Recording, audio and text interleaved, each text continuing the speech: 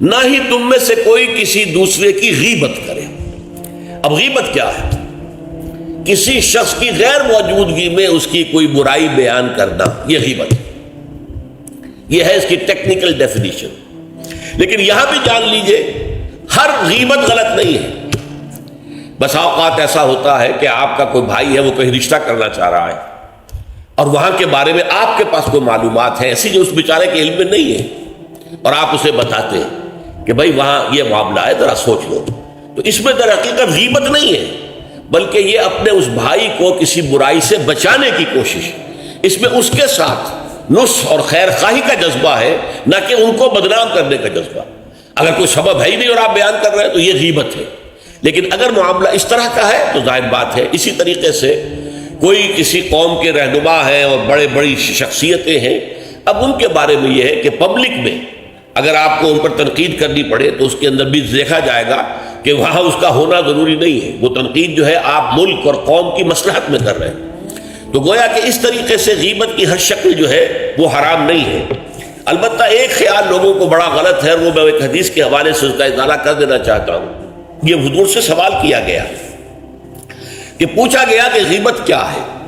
یہ حدیث ہے، مسلم شریف میں بھی ہے، ابو داؤد میں بھی ہے، ترمذی میں ہے، نسائی میں ہے، یہ حضرت ابو ہریرہ رضی اللہ تعالی عنہ سے، اور امام مالک نے ایسی ایک حدیث جو ہے موطا میں مطلب بن عبداللہ سے جو ہے روایت کی ہے۔ حضور سے پوچھا گیا کہ غیبت کیا ہے، آپ نے فرمایا ذکرو کا اخاک بما یکرہ، تمہارا اپنے بھائی کا تذکرہ کرنا کسی ایسے اعتبار سے جو اسے ناپسند ہو۔ اگر اس کے سامنے کرو گے اسے ناپسند ہوگا،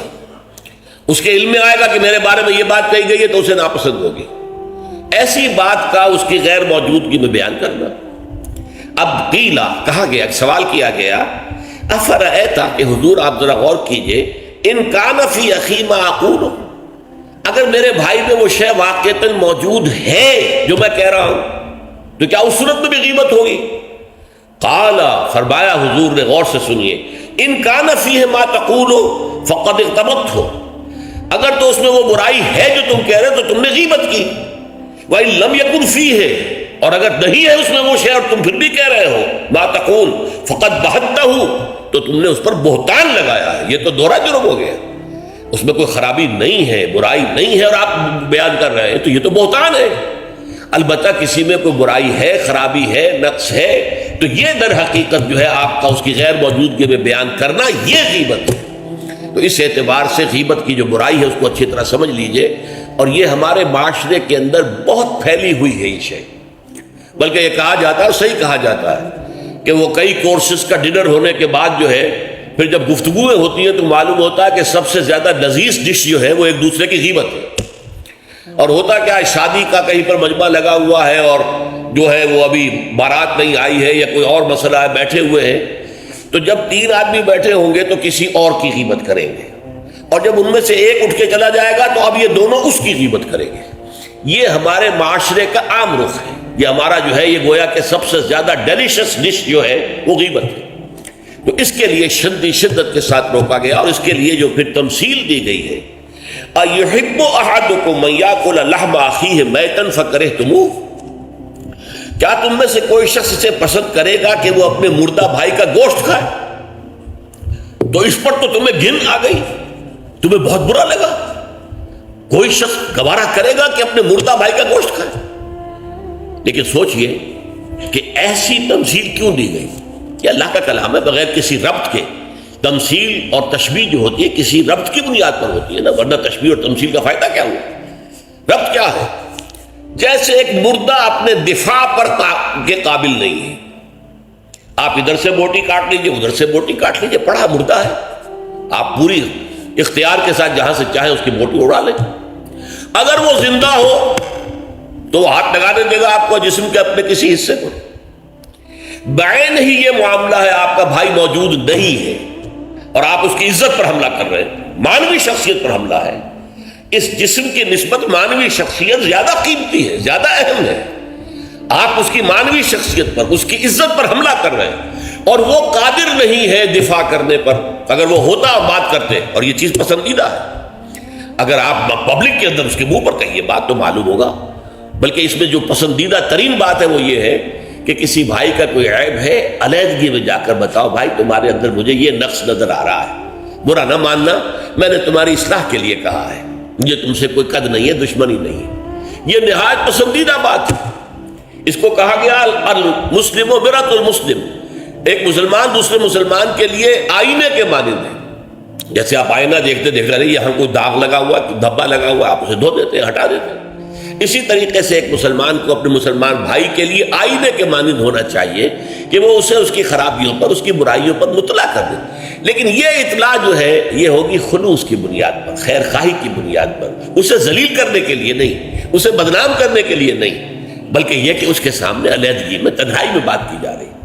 البتہ اس کی غیر موجودگی میں بات کی جائے وہ غیبت ہے، اور وہ بالکل صحیح تمثیل ہے جو قرآن نے استعمال کی ہے، صحیح ترین تمثیل۔ اَيُحِبُّ أَحَدُكُمْ أَن يَأْكُلَ لَحْمَ أَخِيهِ مَيْتًا فَكَرِهْتُمُوهُ، کیا تم میں سے کوئی شخص پسند کرے گا اپنے مردہ بھائی کا گوشت کھائے؟ بالکل اسی طریقے سے وہ تمہارا بھائی جو محفل میں نہیں ہے، وہ اپنی عزت کے دفاع پر قادر نہیں ہے،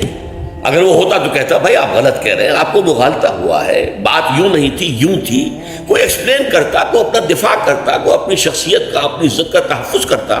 لیکن وہاں نہیں ہے وہ تو اپنے تحفظ پر قادر نہیں ہے۔ لہذا یہ غیبت در حقیقت معنوی سطح پر وہی شے ہے جو مادی سطح پر کسی مردہ بھائی کا گوشت کھانا ہے۔ فَكَرِهْتُمُوهُ، یہ تو تمہیں بہت برا لگا یہ بات، بلکہ اکثر لوگ کہیں گے کہ ایسی مثالیں جو ہیں، کیا ماذا اراد اللہ بہذا مسئلہ، ایسی تمثیل دینا، کہیں گدھے کی تمثیل دی گئی ہے قرآن مجید میں، وہ یہودی جن کے اوپر تورات کا تو بار تو لدا ہوا ہے، تورات پر عمل نہیں کرتے،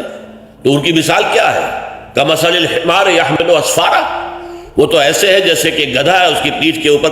کتابوں کے انبار لگے ہوئے ہیں، گٹھری باندھ کر جو ہے مکالمات افلاطون لکھی ہوئی ہے، یا انسائکلوپیڈیا برٹانیکا کی گٹھری باندھ کے رکھ دی گئی ہے، اسے کیا فائدہ؟ اسی طرح سورہ اعراف میں کتے کی مثال دی گئی ہے، کہیں بچھڑ کی مثال دی گئی ہے، کہیں بکری کی مثال دی گئی ہے۔ تو مثالیں جو ہوتی ہیں وہ معنوی رب کے اعتبار سے ہوتی ہیں، یہ نہیں دیکھا جاتا کس چیز کی مثال دی جا رہی ہے، جس چیز کے لیے مثال دی جا رہی ہے، مشبہ لہو اور مشبہ بہی، کس چیز کے ساتھ تشبیہ دی جا رہی ہے، کس لیے دی جا رہی ہے۔ اَيُحِبُّ أَحَدُكُمْ أَن يَأْكُلَ لَحْمَ أَخِيهِ مَيْتًا فَكَرِهْتُمُوهُ وَاتَّقُوا اللَّهَ، اللہ کا تقوی اختیار کرو، اس لیے کہ سارے احکام کی روح جو ہے وہ تقوی ہے۔ احکام دھرے رہ جائیں گے، رکھے رہ جائیں گے، کتابوں میں لکھے رہ جائیں گے، اگر اپنے اندر تقوی نہیں ہے، برائی سے بچنے کا ارادہ نہیں ہے، اللہ کے عذاب سے بچنے کا مستقل پختہ مصمم ارادہ نہیں ہے، تو کوئی فائدہ نہیں ان چیزوں کا، بھینس کے آگے بین بجانا ہو جائے گا۔ واتقوا اللہ ان اللہ تواب الرحیم، اللہ کا تقوی اختیار کرو، اور دیکھو اللہ بہت توبہ کا قبول کرنے والا ہے اور بہت رحم فرمانے والا ہے۔ تو دیکھو اگر تمہارے سے یہ خطائیں ہو رہی ہیں، تمہاری شخصیت کے اندر اگر یہ خرابیاں ہیں، تم ان برائیوں کے عادی ہو، تو ان سے اپنے آپ کو پاک کرو، صاف کرو، توبہ کرو، اور اس میں امید دلا دی کہ اللہ تعالیٰ بہت توبہ کو قبول فرمانے والا اور رحم فرمانے والا ہے۔